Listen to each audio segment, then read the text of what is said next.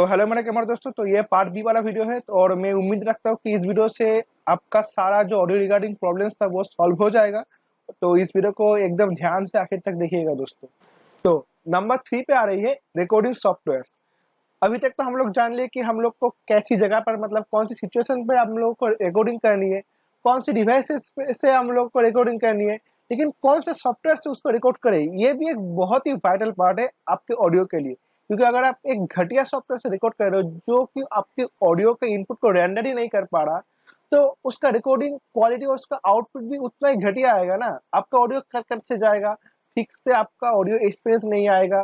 तो आपको डेफिनेटली एक अच्छा ऑडियो रिकॉर्डिंग सॉफ्टवेयर का यूज करना पड़ेगा। और कुछ कुछ ऑडियो सॉफ्टवेयर्स में, तो रिकॉर्डिंग सॉफ्टवेयर्स में डिफॉल्ट में ही नॉइस कैंसलेशन रहता है, तो वो आप लोगों के लिए अच्छी बात है। ठीक है, तो मार्केट पे ऐसे बहुत सॉफ्टवेयर अवेलेबल है। बहुत सारे फ्री सॉफ्टवेयर भी है जो कि आप लोग यूज कर सकते हो। बहुत सारे पेड सॉफ्टवेयर है जो कि क्रैक करने के बाद फ्री हो जाता है, आप वो सब सॉफ्टवेयर भी यूज कर सकते हो। ठीक है, तो मैं तो ऑडियो डायरेक्टर यूज करता हूँ अपने ऑडियो को रिकॉर्ड करने के लिए।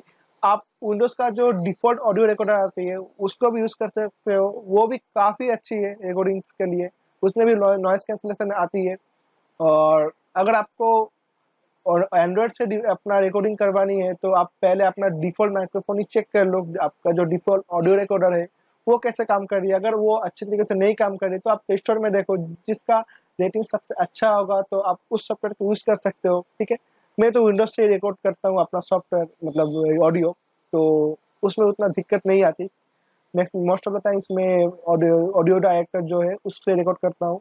और कभी कभार मैं जो विंडोज़ का डिफ़ॉल्ट ऑडियो रिकॉर्डर है माइक्रोसॉफ्ट स्टोर से आती है उससे रिकॉर्ड कर लेता हूँ। ठीक है, तो आप देख लेना आपको कौन सा आपको सूट कर रही है। ठीक है, तो अगला पॉइंट है ऑडियो एडिटिंग।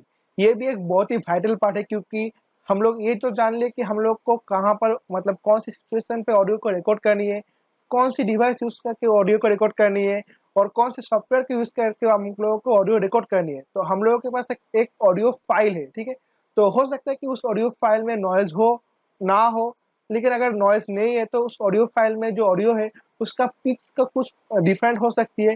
कहीं पर पिच ज़्यादा है, कहीं पर पिच कम है, तो ये भी ऑडियो एक्सपीरियंस को घटा देती है। ठीक है, तो हम लोग को ऑडियो को अच्छे तरीके से एडिट करनी चाहिए जिससे कि उसका आउटपुट अच्छा आए। ठीक है, और जो ऑडियो को सुने उसका ऑडियो को सुन के उसका एक्सपीरियंस भी अच्छा हो कि हाँ ये ऑडियो सही है, उस इसमें कोई दिक्कत या फिर इसमें कुछ प्रॉब्लम्स नहीं है। ठीक है, क्योंकि जब आपका ऑडियो अच्छा होगा तो ऑब्वियसली आप लोगों का जो व्यूअर्स होगा उन लोगों का आपको वीडियोस की तरफ अट्रैक्शन ज़्यादा बढ़ेगा। ठीक है, तो आपको आपका ऑडियो ऐसी तरीके से एडिट करनी चाहिए जिसमें उसमें कोई भी नॉइज़ नहीं हो, शुरू से लेके आखिर तक उसका पिच एकदम सेम रहे, मतलब वॉल्यूम के लिए आपको लेवलिंग कर देनी चाहिए। ठीक है, तो इसके लिए आपको क्या करना पड़ेगा, सिंपल सी बात है कि आपको किसी ऑडियो एडिटर की ज़रूरत पड़ेगा। मार्केट में भी ऐसी बहुत सारे ऑडियो एडिटिंग सॉफ्टवेयर्स है जिसको आप यूज़ कर सकते हो। बहुत सारे पेड सॉफ्टवेयर्स भी है।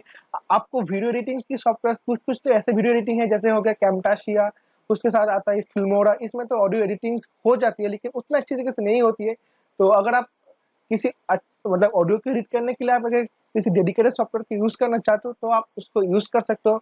मैं यूज़ करता हूँ, और जो ऑडियो डायरेक्टर है उसमें भी एडिट हो जाती है, मैं उसको यूज़ करता हूँ। तो और वो एक्चुअली मेरा हैंडी हो चुका है तो मैं उसी सॉफ्टवेयर को यूज़ करता हूँ, आप उसको यूज़ कर सकते हो।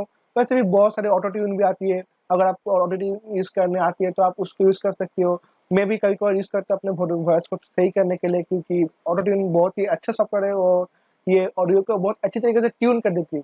कहीं कहीं पे होता है कि वॉइस का डेप्थ बहुत ही हाई हो जाता है, तो प्लीज़ आप ऑडियो जो ऑटो ट्यून रहती है उसके लिए आप इस्तेमाल कर सकते हो ऑटो ट्यून। और आखिर में मैं खुद से कुछ सलाह आप लोगों के साथ शेयर करना चाहूँगा कि आप जब रिकॉर्डिंग कर रहे होगे तो आपका वॉल्यूम का लेवल शुरू से लेकर आखिर तक एकदम सेम होना चाहिए। ठीक है, मतलब आपको कोशिश करनी चाहिए जब आप रिकॉर्ड कर रहे हो तब आप जो बोल रहे हो आपकी वॉइस की भी वॉल्यूम शुरू से लेकर आखिर तक एकदम सेम रेंज पे हो। कभी ऐसा मत हो कि आप बहुत एक्साइटेड हो गए और आपने बहुत जोर से कुछ बोल दिया, उसके बाद आप फिर से एकदम बहुत ही डाउन वॉइस से कुछ बोल रहे हो।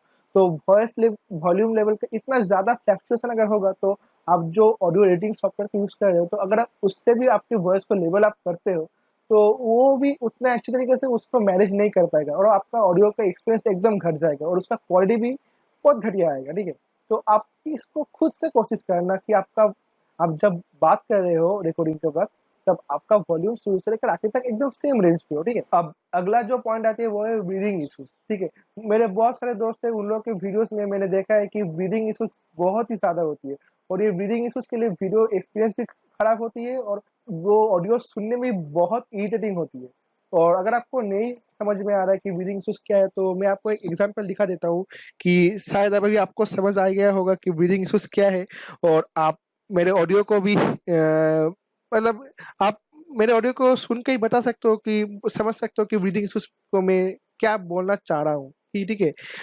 अगर आप माइक को अच्छी रिकॉर्डिंग के लिए अगर आप एकदम मुंह के सामने रखते हो, तो आपका जो ब्रीथ्स होगा वो माइक के दौरान जाएगा।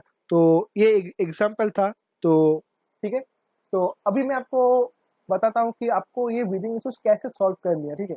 तो एक काम करना, आपका जो माइक्रोफोन रहेगा वो आप अपने जो माउस होगा उसके या तो लेफ्ट या तो राइट साइड में अलाइन करके रखना, ठीक है। तो इससे क्या होगा कि आप जब बात करोगे तो आपका ब्रीदिंग डायरेक्टली आपके माइक्रोफोन पे नहीं आएगा, और अगर आपका माइक्रोफोन मुंह के आपके लेफ्ट या फिर राइट अलाइन करके रहेगा तो आपका ब्रीदिंग डायरेक्टली माइक्रोफोन में नहीं जाएगा, लेकिन आपका वॉइस का डेप्थ उतना ही अच्छी तरीके से कैप्चर होगा, ठीक है, आपके माइक्रोफोन में। तो आपका ऑडियो क्वालिटी भी बरकरार रहेगा और आपका ब्रीदिंग इश्यूज भी नहीं आएगा। और आप एक काम कर सकते हो कि माइक्रोफोन में ऊपर एक फॉर्म लगवा सकते हो, इससे भी वो ब्रीदिंग इश्यूज घट जाती है, ठीक है। तो जैसे कि मैं जो 250 रुपये वाला माइक्रोफोन आपको दिखाया उसमें एक फॉर्म लगा हुआ है, तो आप वो यूज़ कर सकते हो। अगर आप हेडफोन को लेकर यूज़ कर रहे हो तो आप हेडफोन का जो स्विच बॉक्स है जहाँ पर माइक्रोफोन रहती है उसमें एक फॉर्म लगवा भी सकते हो, ठीक है। और आखिर में आप लोग एक काम कर सकते हो, आप अगर या तो अगर आप गेम प्ले की वीडियो बना रहे हो या फिर किसी ब्लॉग बना रहे हो या फिर कॉमेडी वीडियोस बना रहे हो, तो जरूर से जरूर आप एक काम करना, बैकग्राउंड में किसी म्यूजिक को यूज करना, बैकग्राउंड का म्यूजिक एकदम हल्की सी प्ले करना। इससे क्या होगा कि समझो आपके ऑडियो पे थोड़ा सा नॉइज है, मतलब हल्का सा नॉइज है, अगर आप उसको डायरेक्टली प्ले करते हो तो वो नॉइज आपको सुनाई देगा। लेकिन अगर आप उसमें किसी बैकग्राउंड म्यूजिक का इस्तेमाल करते हो तो वो नॉइज आपको सुनाई नहीं देगा, वो नॉइज का मतलब वो उतना ध्यान पे नहीं आएगा वो नॉइज, ठीक है। तो क्योंकि क्या होगा कि बैकग्राउंड जो ऑडियो चलेगा वो कॉन्टिन्यूअसली प्ले होता रहेगा, ठीक है। और जो उसके वजह से वो जो हल्का सा नॉइज था वो एकदम से सुनाई नहीं देगा। तो और आपका वॉइस का पिच ऑब्वियसली नॉइज से बहुत ज़्यादा ही होगा, तो वो जो हल्का सा नॉइज है वो सुनाई नहीं देगा अगर आप बैकग्राउंड में किसी म्यूजिक का इस्तेमाल करते हो। और यूट्यूब या वेबसाइट पर आप सर्च कर लेना कि रॉयल्टी फ्री म्यूजिक, अगर आप रॉयल्टी फ्री म्यूजिक इस्तेमाल करते हो तो आपका कॉपीराइट लगने का भी कोई चांसेस नहीं है, तो आप रॉयल्टी फ्री म्यूजिक बहुत आसानी से इस्तेमाल कर सकते हो। तो किसी रॉयल्टी फ्री म्यूजिक को अपने वीडियो के बैकग्राउंड में लगा दो और उसका वॉल्यूम घटा दो थोड़ा सा। हाँ, ऑब्वियसली नॉइस के मुकाबले थोड़ा सा हाई रखना, तो उससे उससे क्या होगा कि नॉइज घट जाएगा। तो मैं इस वीडियो का एक दूसरा पार्ट भी लाऊंगा जहाँ पर मैं आपको प्रैक्टिकली करके दिखाऊंगा सॉफ्टवेयर के कैसे यूज करनी है, कैसे वो एडिट करनी है, ठीक है। तो अगर आपको मेरा ये जो पॉइंट्स मैंने आपको बताया अगर ये अच्छा लग गया है तो इस वीडियो को लाइक करना और हमारे चैनल को सब्सक्राइब कर देना, क्योंकि मैं वो दूसरा पार्ट भी तो लाऊंगा जहाँ पर मैं आपको प्रैक्टिकली सॉफ्टवेयर की एडिट करके और एप्लीकेशन को कैसे यूज करते हैं वो मैं आपको प्रैक्टिकली करके दिखाऊंगा, और एकदम लाइव आपको दिखाऊंगा कि कैसे आप नॉइस को रिमूव कर सकते हो, ठीक है। मैं आपको प्रैक्टिकली वो सॉफ्टवेयर के थ्रू करके दिखाऊंगा। एक ऑडियो सैंपल होगा जहाँ पर नॉइस होगा, और उस ऑडियो सैंपल से मैं आपको नॉइस रिमूव करके दिखाऊंगा, तो वो आपके लिए और भी ज़्यादा अच्छा रहेगा। ये वीडियो काफ़ी लंबा हो चुका है तो इसलिए मैं इस वीडियो पे नहीं दिखा सकता वो, तो आप घंटी का आइकन भी दबा देना, क्योंकि जब भी मैं वो वीडियो अपलोड करूँ तब आपके पास नोटिफिकेशन चले आएगा, ठीक है।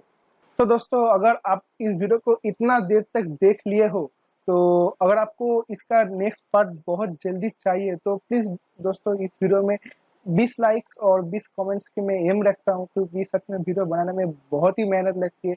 और अगर लाइक्स ना आए वीडियो पे तो यूट्यूब वीडियो को रिकमेंड नहीं करता। तो अ, देखना, अगर 20 लाइक आप कंप्लीट कर सकते हो इस वीडियो में और 20 कमेंट्स इस वीडियो में कंप्लीट हो गया, तो मैं बहुत ही जल्दी इसका दूसरा पार्ट भी ला दूंगा आपके लिए, जहाँ पर मैं लाइव सब कुछ आपको दिखाऊंगा कैसे एडिटिंग करती है सॉफ्टवेयर में। तो उम्मीद है अगर ये वीडियो आपको अच्छा लगा होगा तो हमारे चैनल को सब्सक्राइब कर देना, और अगर आप चाहते हो कि आपके किसी दोस्त को भी इस टिप्स की ज़रूरत है तो आप इस वीडियो को उनके साथ शेयर भी कर सकते हो। और हम आपसे मिलते हैं अगले वीडियो में, तब तक के लिए सीखते रहो, खेलते रहो गेम्स।